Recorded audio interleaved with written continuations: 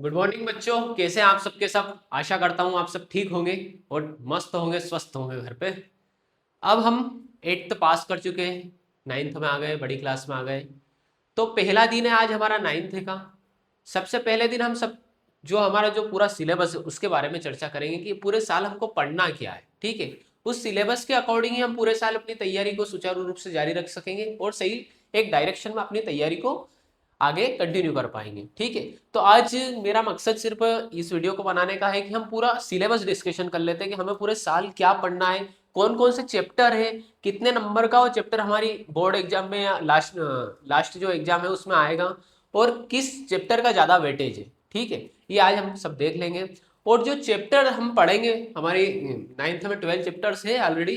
तो चैप्टर के अंदर क्या दे रखा है, जैसे कि मैटर इन सराउंडिंग है, तो मैटर इन सराउंडिंग के अंदर हमें पढ़ना क्या है, ये भी आज हम थोड़ी सी उसका इंट्रोडक्शन समझ लेंगे कि हर एक चैप्टर में क्या दे रखा है, उसके बारे में हम थोड़ा सा जान लेंगे कि उससे फेमिलियर हो जाएंगे कि हमको पढ़ना क्या है। ठीक है, पूरे साल में उस चैप्टर के जो हम बोल सकते हैं कि इंट्रोडक्शन देख लेंगे, थोड़ा सा इंट्रोडक्शन देख लेंगे। और टोटल हमारा पेपर कितने नंबर का आएगा वो भी हम देख लेते हैं। चलो स्टार्ट करते हैं। सबसे पहले हमारा जो लास्ट वाला पेपर होगा वो 100 नंबर का पेपर होगा, जो मैंने यहाँ दे रखा है। टोटल मार्क्स रहेंगे 100 नंबर उसके, जिसमें से 25 नंबर की उसमें होगी थ्योरी। ठीक है, उसमें ऑब्जेक्टिव भी होंगे, क्वेश्चन आंसर भी रहेंगे। वो हमारा जो पेपर होगा वो 75 नंबर का होगा, सॉरी 75 नंबर का होगा वो। ठीक है, जो 25 नंबर है हमारे 25 मार्क्स, ये हमारे रहते हैं प्रैक्टिकल के। जो हम पूरे साल तैयारी करते हैं वो 75 मार्क्स की करते हैं, और प्रैक्टिकल की भी कुछ स्कूल में करवाई जाती है तैयारी। जो हम 75 नंबर है ये हमारे हाथ में होते हैं। हम जितनी ज़्यादा मेहनत करेंगे इतने हम इसमें स्कोर कर पाएंगे। ठीक है, जो 25 नंबर रहते हैं ये हमारे पूरे साल का रिकॉर्ड होता है, ये स्कूल वाले के हाथ में होते हैं। बोल सकते हैं कि स्कूल वाले हमको प्रोवाइड करते हैं, क्योंकि 9th बोर्ड एग्जाम तो है नहीं, तो ये पूरे के पूरे स्कूल वाले के हाथ में होते हैं। अब 25 नंबर में वो आपका बिहेवियर देखते हैं, आपका क्लास वर्क देखते हैं, आपकी प्रैक्टिकल फाइल देखते हैं, आपका जो इंटरनल या एक्सटर्नल जो भी उस दिन आता है वो वाइवा देखता है। ये मिला के वो उनके हाथ में कितने 25 नंबर रहते हैं। ठीक है, ये वो देते हैं। अब जो 75 नंबर है, 75 नंबर में से हमारे 75 मार्क्स में से हमारे जो 12 चैप्टर्स है, इनमें हर एक चैप्टर का अलग अलग वेटेज होता है। ठीक है, तो आप समझ गए होंगे कि टोटल 100 नंबर का पेपर होगा हमारा, जिसमें से 75 थ्योरी रहेगी, 25 नंबर का हमारा प्रैक्टिकल होगा। अब यदि 25 नंबर का प्रैक्टिकल हो गया, 75 नंबर की थ्योरी हो गई, इस 75 नंबर की थ्योरी में भी दो पोर्शन होते हैं।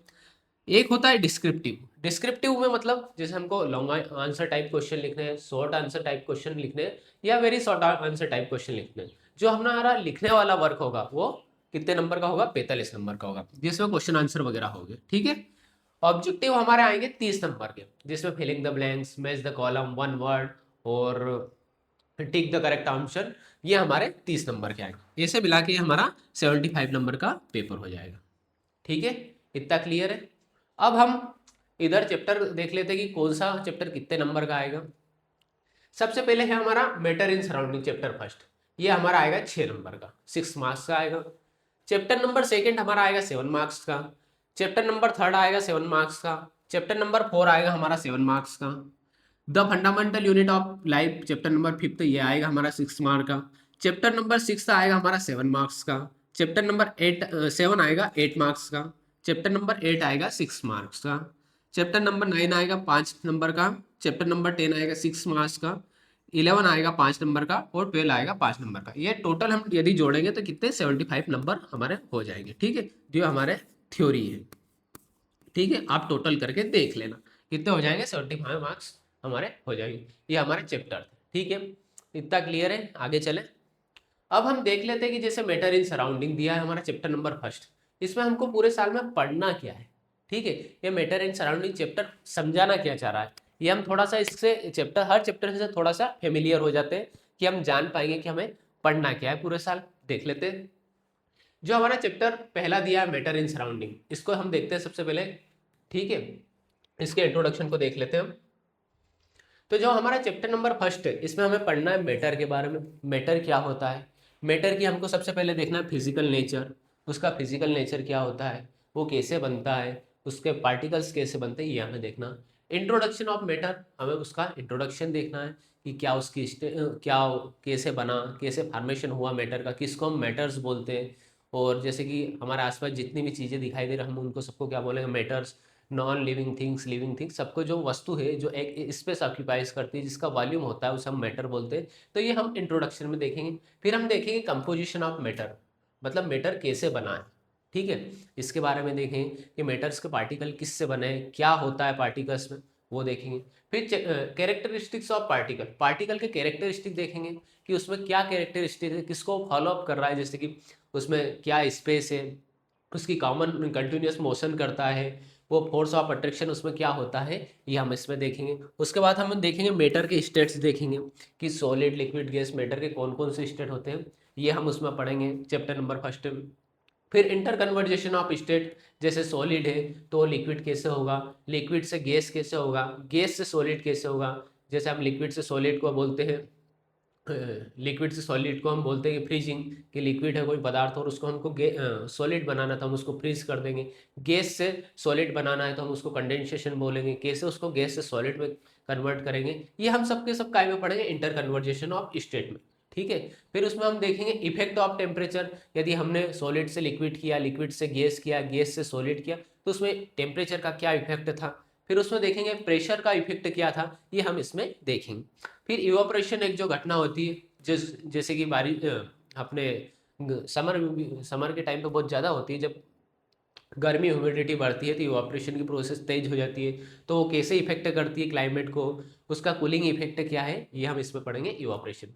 मतलब हम पूरा इस चैप्टर में बोल सकते हैं कि हम physical state of matters, physical nature of matters के बारे में पढ़ेंगे, उसका फिजिकल स्टेट पढ़ेंगे, पार्टिकल्स के बारे में पढ़ेंगे, इंटर कन्वर्सेशन ऑफ स्टेट्स को पढ़ेंगे कि फिजिकल से लिक्विड कैसे हुआ, लिक्विड से गैस कैसे हुआ, ये हम सबका सब इसमें पढ़ेंगे, ठीक है।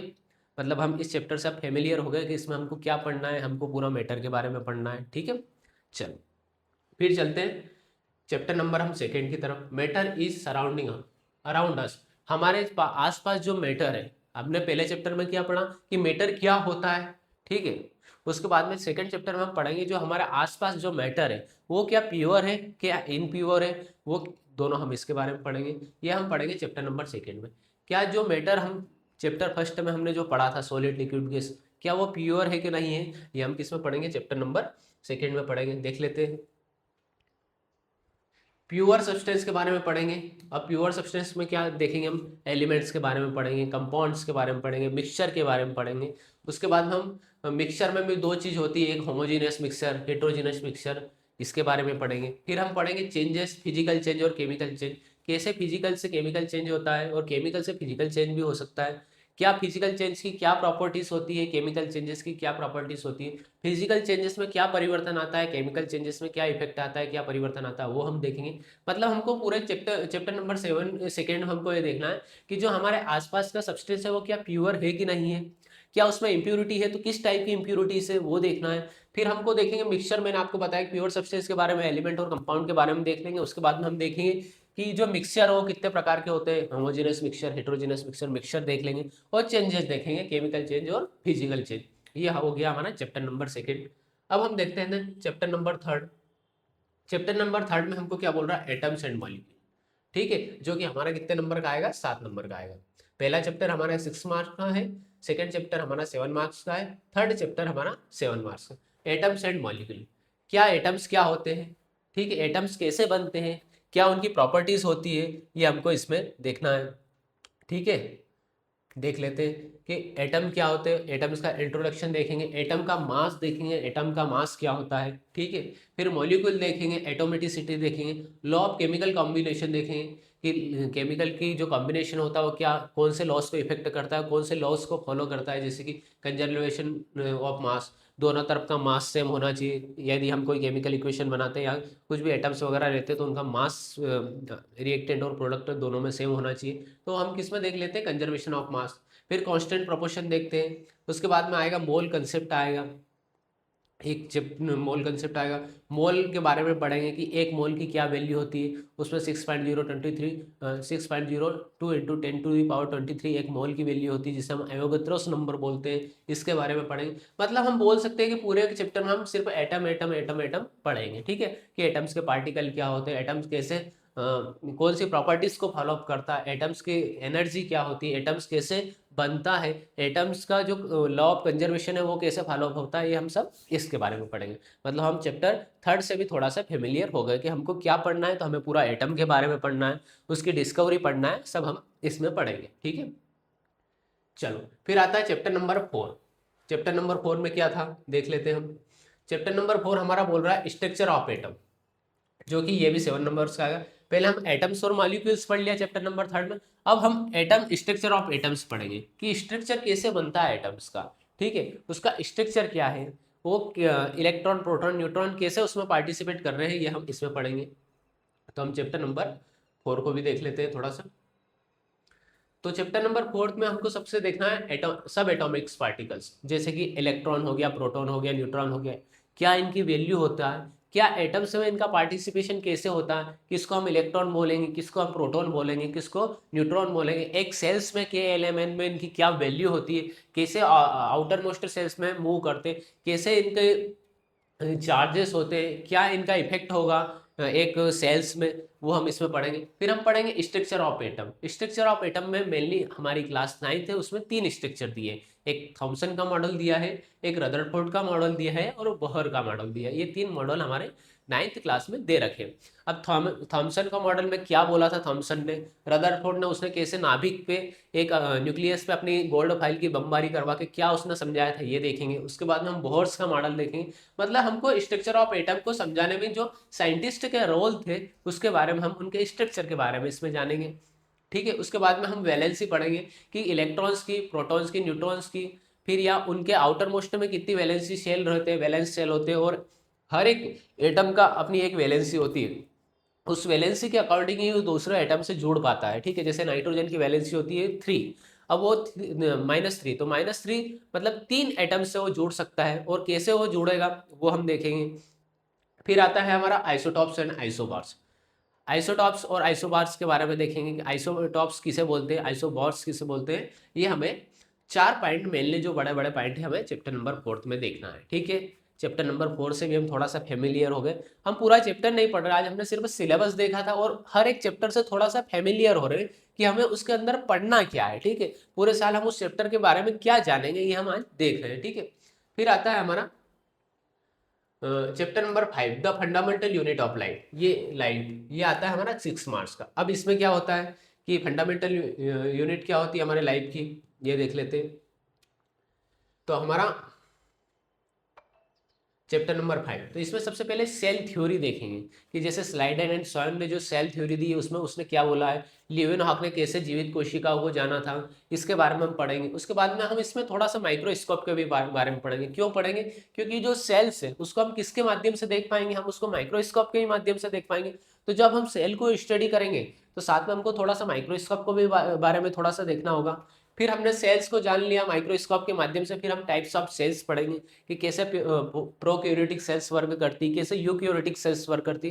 प्रोक्यूरेटिक सेल्स में क्या होता है, यूक्यूरेटिक सेल्स में क्या होता है, क्या उसमें अपसेंट होता है प्रोक्यूरेटिक सेल में, यूकैरियोटिक सेल में क्या अपसेंट रहता है, क्या प्रेजेंट होता है, कैसे वो राइबोसोम, न्यूक्लियस और किस में पाई जाती है, किस में नहीं पाई जाती है लिविंग थिंग्स में, ये हमको सब इसमें देखना है, ठीक है। उसके बाद में हम सेल मेम्ब्रेन के बारे में पढ़ेंगे कि सेल मेम्ब्रेन किसे बोलते हैं। फिर सेल वाल के बारे में पढ़ेंगे, ठीक है। सेल ऑर्गेनल्स में जो सेल के ऑर्गेनल्स है उसके बारे में पढ़ेंगे, जैसे एंडोप्लाज्मिक रेटिकुलम हो गया, गोल्जी बॉडी हो गया, राइबोसोम हो गया, माइटोकॉन्ड्रिया हो गया, इनके बारे में हम थोड़ा सा जानेंगे इसमें, ठीक है। बेसिकली आपके 9th क्लास में तो 3 चीज़ ही दे रखी है यहाँ पे। एक तो सेल वॉल दे रखा है, सेल ऑर्गेनल्स में एंडोप्लाज्मिक रेटिकुलम दे रखा है, गोल्जी बॉडी दे रखी है और माइटोकॉन्ड्रिया दे रखा है। आप थोड़ा सा हाई लेवल में जाएंगे तो आपको राइबोसोम भी दिया जाता है, लाइसोसोम भी दिया जाता है, वर्क्यूल्स भी दिया जाता है, और बहुत सारे सेल ऑर्गेनल्स है। बट हमारी क्लास 9th के स्टैंडर्ड में अभी हमको 3 चीज़ दे रखी है, एंडोप्लाज्मिक रेटिकुलम दे रखा है, गोल्जी कॉम्प्लेक्स दे रखा है और माइटोकॉन्ड्रिया दे रखा है। हमको 3 चीज़ें यहाँ पे जानना है सेल ऑर्गेनल्स में, ठीक है। तो ये हमारा चैप्टर नंबर 5 कंप्लीट हो गया। फिर हम देखते हैं चैप्टर नंबर 6 में क्या बोल रहे हैं। चैप्टर नंबर 6 हमको दे रहा है टिश्यू, जो कि हमारा 7 मार्क्स का आएगा टिश्यू। अब हमने पहले सेल्स देखा, ठीक है। हमारा जो सिलेबस भी उसी टाइप से डिजाइन हुआ रहता है कि हमें सबसे पहले कौन सा चैप्टर पढ़ना है, उसके बाद में जो चैप्टर हमने पहले पढ़ा उसका ही समराइज्ड हमारे चैप्टर नंबर सेकंड इंटरलिंक्ड होगा, मतलब समराइज तो नहीं, वो उसका इंटरलिंक कनेक्शन होता है। अब जैसे हमने यहाँ पे फिफ्थ में क्या पढ़ा, सेल्स के बारे में पढ़ा, ठीक है, कि सेल का फॉर्मेशन कैसे होता है, सेल को हमने जाना। अब सेल से मिलकर ही क्या बनेगा, टिश्यू बनेगा। तो अब हमको चैप्टर नंबर 6 में किसके बारे में पढ़ना है, टिश्यू के बारे में। जैसे हम 6 में पढ़ रहे हैं अभी, सॉरी 9th क्लास में हमने फिफ्थ में क्या पढ़ा, सेल्स पढ़ा। सेल से मिलकर क्या बनेगा, टिश्यू बनेगा। जब हम 10th क्लास में आएंगे तो हम वहां पे पढ़ेंगे ऑर्गन्स। तो पहले हमने सेल्स पढ़ा, सेल्स से हमारा टिश्यू बना और टिश्यू से हमारे ऑर्गन्स का फॉर्मेशन हुआ। तो कैसे एक रिदम के साथ में चलता है, सबसे पहले सेल देखा, उसके बाद में हमने टिश्यू देखा 9th में। अब हम जब 10th में बड़ी क्लास में जाएंगे और तो वहाँ ऑर्गन्स देखेंगे, एक एक ऑर्गन्स के बारे में पढ़ेंगे, आँख के बारे में पढ़ेंगे, ईयर्स के बारे में पढ़ेंगे, हैंड्स के बारे में पढ़ेंगे, बॉडीज के बारे में पढ़ेंगे। हम chapter number sorry class 10th में देखें। अभी हमारे पास सिर्फ 5th और 6th चैप्टर दिए हैं जो बायोलॉजी के हैं। उसमें सबसे पहले हमने सेल देखा और टिश्यू देखा, ये दोनों चैप्टर हमारे बायोलॉजी के। ठीक है, मैं बता दूंगा कि कौन कौन से चैप्टर आपके बायोलॉजी के और कौन से केमिस्ट्री के, लास्ट टाइम हम देख लेंगे। तो अभी चैप्टर नंबर 6 में देख लेते हैं कि क्या दे रखा है चैप्टर नंबर 6 में, वो भी हम थोड़ा सा, उससे भी हम थोड़ा सा फेमिलियर हो जाते हैं। जैसे हमको टिश्यू में पढ़ना है, सेल से बन के मिल के बना है टिश्यू, टिश्यू की देखना है, यहाँ पे टिश्यू की डेफिनेशन देखना है कि टिश्यू कैसे बना है, उसका कैसे फॉर्मेशन हुआ है। फिर प्लांट सेल और एनिमल सॉरी प्लांट टिश्यू और एनिमल टिश्यू, दो अलग अलग प्रकार के टिश्यू होते हैं, क्योंकि टिश्यू हमारे बॉडीज में भी होते हैं और प्लांट में भी टिश्यू होंगे, उससे उनके ऑर्गन्स बने होंगे। तो हमें प्लांट सेल, प्लांट टिश्यू और एनिमल टिश्यू, दो तरह के यहाँ पे टिश्यू दे रखे हैं। ठीक है, फिर प्लांट सेल में प्लांट सेल में यहाँ पे मैं बता देता हूँ आपको, दो प्रकार के सेल होते हैं। एक होते हैं हमारा सिंपल सिंपल टिश्यू, और एक और होता है हमारा कॉम्प्लेक्स टिश्यू, जो कि आपके इसमें शायद नहीं दिया है। ठीक है, तो ये होता है प्लांट सेल में, दो प्रकार के टिश्यू मेनली होते हैं वहाँ पे प्लांट्स में। कौन कौन से, सिंपल टिश्यू और कॉम्प्लेक्स टिश्यू। जो एपिथेलियल, कनेक्टिव और मस्कुलर और नर्वस टिश्यू, ये क्या है, हमारे एनिमल टिश्यू। क्या है, एनिमल टिश्यू। तो एनिमल टिश्यू हमको मेनली फोकस करना है हमारी क्लास 9th में। मैंने बड़ा बड़ा आपको बता दिया कि प्लांट्स में भी टिश्यू होते हैं, कौन कौन से, कॉम्प्लेक्स टिश्यू और सिंपल टिश्यू। ठीक है, और हमारे जो एनिमल्स टिश्यू है उसमें 4 प्रकार के टिश्यू दे रखे हैं आपकी क्लास 9th में।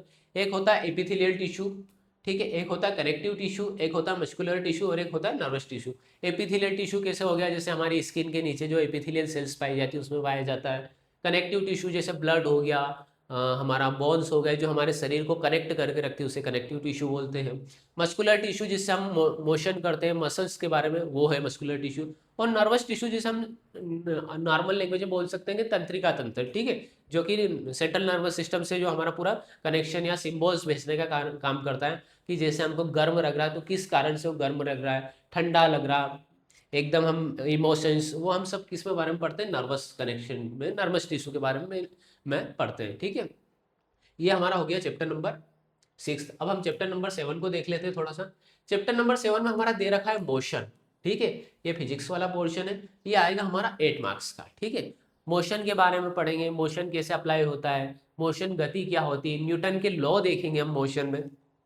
देख लेते हैं इसको भी थोड़ा सा।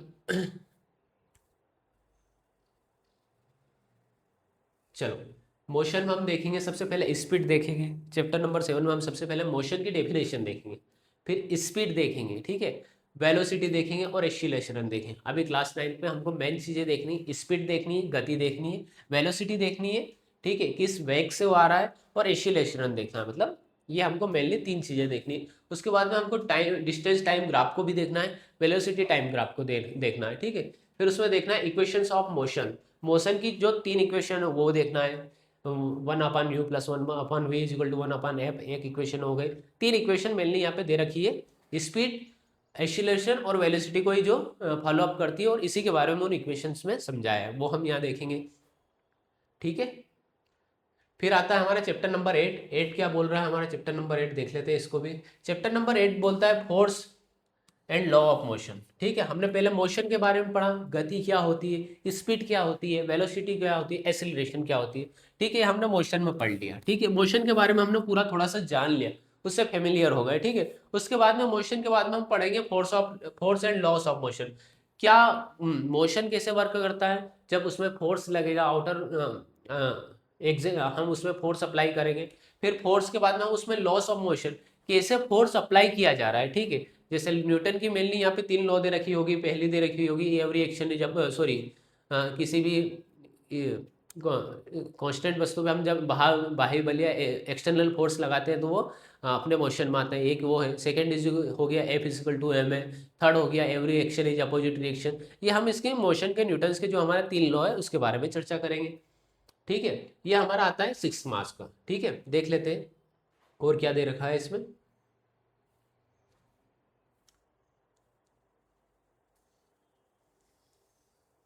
ठीक है, फोर्स के बारे में पढ़ेंगे, ठीक है। टाइप्स ऑफ फोर्स के बारे में पढ़ेंगे कि कितने प्रकार के फोर्स होते हैं, ठीक है। फिर होते हैं लॉस ऑफ मोशन, मोशन की जो लॉ है 3, किसने दी थी, न्यूटन भाई साहब ने दी थी, उसके बारे में हम पढ़ेंगे थोड़े। न्यूटन चाचा ने दी थी 3 लॉ, उसके बारे में पढ़ेंगे। फिर मोमेंटम के बारे में पढ़ेंगे कि मोमेंटम क्या होता है। मतलब ये 3 हमको बड़े बड़े इसमें टॉपिक पढ़ना है, ठीक है। सबसे मेनली तो हमको मोशन फोर्स के बारे में पढ़ेंगे इसमें कि फोर्स कैसे अप्लाई किया जाता है, ठीक है। चलो फिर देखते हैं चैप्टर नंबर हमारा 9 आता है ग्रेविटेशन, ठीक है। ये भी फिजिक्स का है, ये 5 नंबर का आएगा। ग्रेविटेशन के बारे में पढ़ेंगे, यहाँ पे भी न्यूटन चाचा आएंगे। न्यूटन चाचा फिजिक्स में कहीं ना कहीं आ ही जाते हैं, ठीक है। ग्रेविटेशन के बारे में पढ़ेंगे कि ग्रेविटेशन कहाँ अप्लाई किया जाता है, ग्रेविटेशन की वैल्यू सबसे ज़्यादा कहाँ होती है, कहाँ ग्रेविटेशन वर्क करता है, ठीक है, ये हम पढ़ेंगे। फिर यूनिवर्सली लॉ पढ़ेंगे, इसमें भी न्यूटन भाई साहब की 3 लॉ दे रखी है, ग्रेविटेशन की लॉ दे रखी है, वो पढ़ेंगे। इसमें क्रेपलर्स के बारे में भी पढ़ेंगे हम थोड़ा सा, इसके बारे में प्रेशर्स के बारे में पढ़ेंगे और पास्कल लॉ पढ़ेंगे, ठीक है। उसके बाद में पढ़ेंगे फ्लोटेशन, जो हमारा पानी में जो लगता है जैसे बायोसॉल्ट फोर्स, उसके बारे में पढ़ेंगे। फिर एक्रेमेडिस का प्रिंसिपल पढ़ेंगे इसमें, ठीक है। ये 3 चीज मेन हम इसमें पढ़ेंगे चैप्टर नंबर 9 में, ठीक है, ग्रेविटी में। फिर आते हैं हम चैप्टर नंबर 10 में। 10 में क्या दे रखा है वो देख लेते हैं। चैप्टर नंबर 10 में दे रखा है वर्क एंड एनर्जी, ठीक है। कैसे हम कार्य करते हैं और कार्य करने के लिए क्या एनर्जी की जरूरत रहती है, जिसे हम पूरे दिन वर्क करते रहते हैं, ठीक है, हम अपना काम करते हैं और काम करने के लिए हमें एनर्जी की जरूरत होती है। और एनर्जी कैसे अप्लाई होती है, एनर्जी की यूनिट क्या होती है, एनर्जी को किस में मापते हैं, जैसे कैलोरी हो गया, किलो जूल हो गया, ये हम इसके बारे में पढ़ेंगे इसमें, ठीक है। देख लेते हैं क्या दे रखा है, थोड़ा सा इंट्रोडक्शन।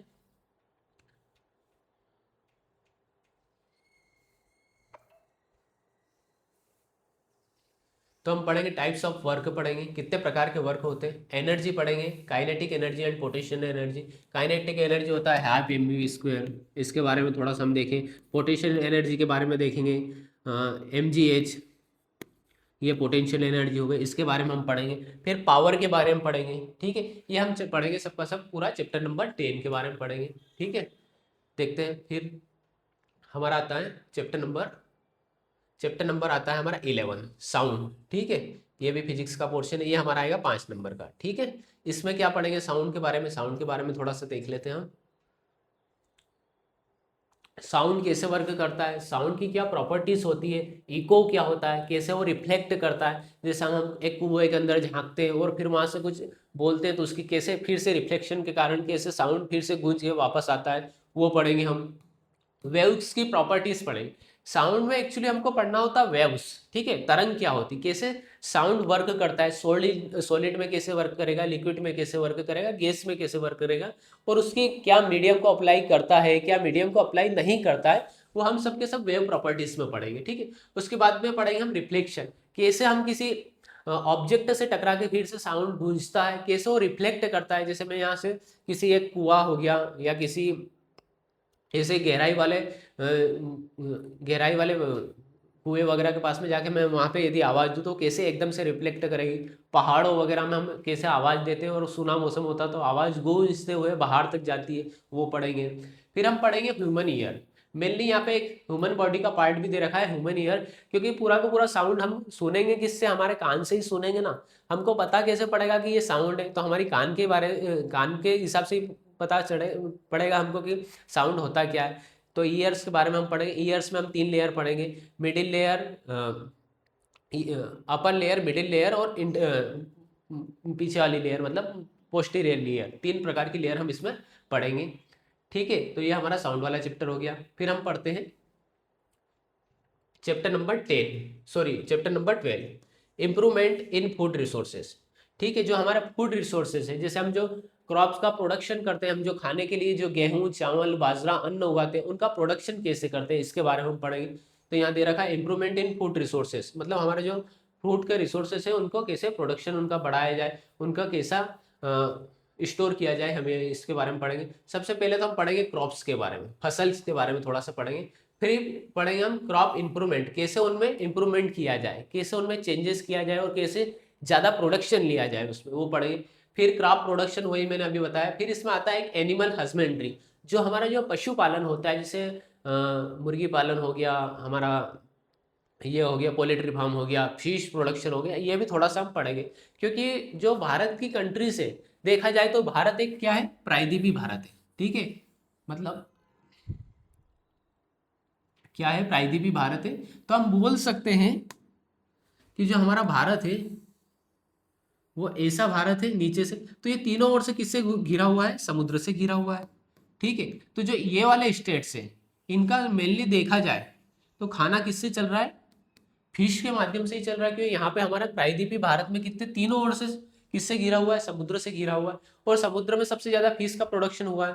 तो हम इसमें जो फिश का प्रोडक्शन है हमारा, बोल सकते हैं कि भारत की 70% जनसंख्या आज भी इस प्रायद्वीपी भारत के कारण किस पे, फिश पे डिपेंड है।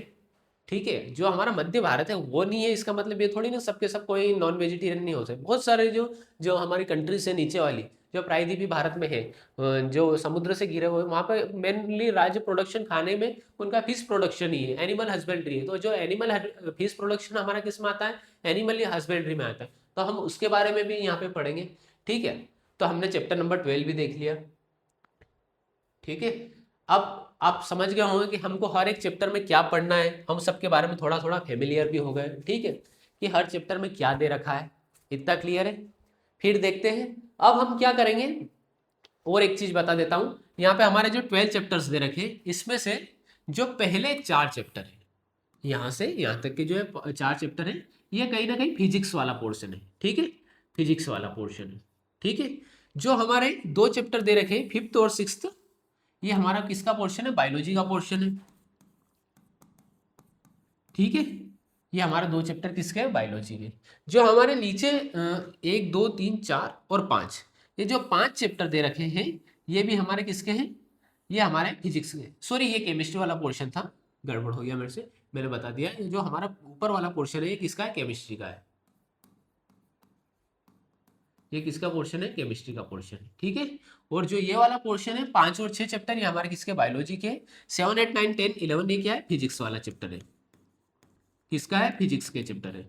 जो हमारा food resources and improvement of food resources, इसको हम बायोलॉजी का चैप्टर मान सकते हैं। ठीक है, ठीक है, क्रॉप का प्रोडक्शन हो रहा है यहाँ पे, तो हम इसको बायोलॉजी का मान सकते हैं। ठीक है, तो हमारे मेनली देखा जाए तो केमिस्ट्री में 4 चैप्टर दे रखे हैं। केमिस्ट्री में हमारे कौन कौन से 4 चैप्टर हैं, first second third fourth, first second third और फोर्थ। ठीक है, वही फिजिक्स में देखें, फिजिक्स में हमारा कौन कौन से चैप्टर है, 7 8 9 10, 7 8 9 और 10, ये हमारे किसके, फिजिक्स का हो गया। बायोलॉजी का देखें तो बायोलॉजी में हमारे कितने, 3 चैप्टर दे रखे हैं, chapter number 5th, chapter number 6th और चैप्टर नंबर 12। ठीक है, इतना क्लियर है। चलो, तो मैंने आपको पूरा सिलेबस यहाँ बता दिया कि हमारा 100 नंबर का पेपर होगा, जिसमें से 25 नंबर का प्रैक्टिकल होगा, 75 मार्क्स का हमारा थ्योरी होगा। ठीक है, थ्योरी में भी 75 मार्क्स में हमको 30 नंबर के ऑब्जेक्टिव आएंगे और 45 नंबर्स के हमको क्वेश्चन आंसर या डिस्क्रिप्टिव आएंगे। ठीक है, फिर हम हर एक चैप्टर के बारे में पढ़ लिया, चैप्टर नंबर फर्स्ट कितने नंबर्स का है, चैप्टर नंबर 7 कितने नंबर का है, ये आप नोट डाउन कर लेना, करना चाहे तो। ठीक है, उसके बाद में जो हमारा टोटल यहाँ पे 75 मार्क्स हो रहा है। जैसे अभी ईयर स्टार्ट हुआ है, उसके बाद में जो हमारा एमपी गवर्नमेंट का या एक कैलेंडर जारी होता है, उसके उसमें पूरा ब्लूप्रिंट भी दे रखा है कि जैसे चैप्टर नंबर फर्स्ट में 6 नंबर के क्वेश्चन आ रहे हैं, तो 6 नंबर के क्वेश्चन में क्या एक क्वेश्चन आएगा, क्या एक ऑब्जेक्टिव आएगा और क्या एक मेजर कॉलम आएगा, इसके बारे में भी वो बताते हैं। बट वो अभी कैलेंडर जारी नहीं हुआ, तो मैं आपको एकदम सटीक नहीं बता पाऊंगा। तो मैंने आपको पूरा बता दिया कि मेन चैप्टर नंबर फर्स्ट है, तो उसमें से 6 नंबर का हमारा एक कैसे भी ऑब्जेक्टिव आ सकता है या क्वेश्चन आंसर आ सकते हैं, ठीक है। ऐसा मैंने आपको पूरा डिस्क्राइब कर दिया, और वहीं पे साथ में मैंने आपके चैप्टर्स के बारे में भी बता दिया कि हर एक चैप्टर में हम क्या पढ़ेंगे, उससे हम फेमिलियर भी हो गए, ठीक है। कल से अब हम हमारा पहला चैप्टर उठाएंगे, कौन सा, मैटर इन सराउंडिंग। सबसे पहला चैप्टर उठाएंगे मैटर इन सराउंडिंग, इसको खत्म करेंगे, उसके बाद में हम आगे के चैप्टर को कवर करेंगे, एक एक चैप्टर हम कंप्लीट करते जाएंगे, ठीक है। हैव ए नाइस डे, मिलते हैं, आपका दिन अच्छा हो आशा करते हैं। और अब कंटिन्यू पढ़ाई करना चालू कर दीजिए, क्योंकि अब 8th से आप 9th में भी आ गए, थोड़ा सा लेवल भी बढ़ा लिया है आपने, और लेवल बढ़ भी गया, अब बच्चे नहीं हम बड़े हो गए। एक फीलिंग्स आती है कि अब हम थोड़े से बड़े हो गए, है ना। मतलब बोल सकते हैं कि 8th तक यार मजाक मस्ती में चल रहा था, 9th में हम अपने आप में भी कि नहीं अब हम बड़े हो गए, ठीक है, ऐसा लगना लग जाता है, फीलिंग्स आने लग जाती है बच्चों को भी, ठीक है। मिलते हैं कल पहले चैप्टर के साथ में मैटर इन आवर सराउंडिंग, उसको पढ़ते हैं और देखते हैं, ठीक है। बाय।